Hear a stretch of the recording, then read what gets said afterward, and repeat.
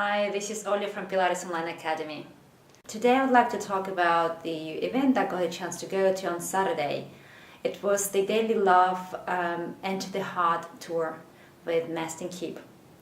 If you don't know who Mastin is, he has a blog called thedailylove.com, and he is talking about basically different things, but mostly is about listening to your heart and following your heart, to embrace the uncertainty and just be the best possible version of yourself.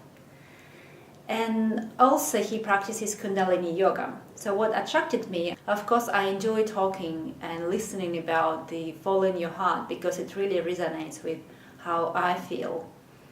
And but the other thing now attracted to me is Kundalini yoga, because I haven't done Kundalini yoga and I had no idea what it was. So I've done Vinyasa and Ashtanga and I like these styles of yoga, so I didn't know what to expect with Kundalini. And so this event took place in Darlinghurst in Sydney, and there were quite a few people in the room. We had all the mats. To be honest, I wasn't sure, are we going to exercise or we're not going to be exercising, and what's this about? So I took actually a change of clothes as well.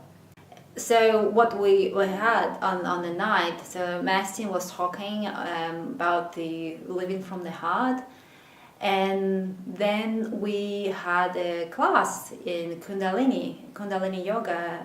Another lady was teaching us, her name was Catherine, and oh my god, that was something I did not expect. It's very different from what I experienced. And the highlight of all this was meditation. So, like a few people were like, putting some jumpers on, so because of meditations you sit usually very still. And I was happy I actually didn't do this, because I didn't put, I was still wearing my singlet. What we actually were doing, we had to stretch our arms to the side, like really stretch.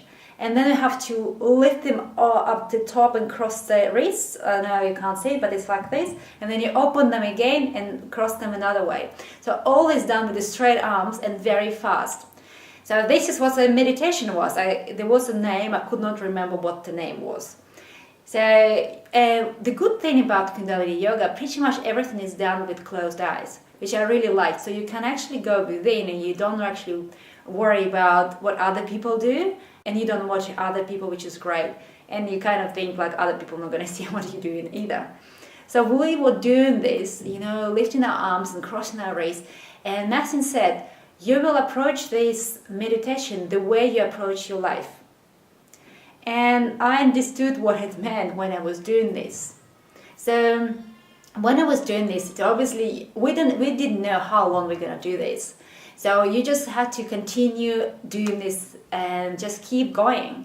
And this is how it's in life. When there's a challenge, you need to just push through. You continue, you keep going, and you don't know when it's actually end, when you're actually going to get result.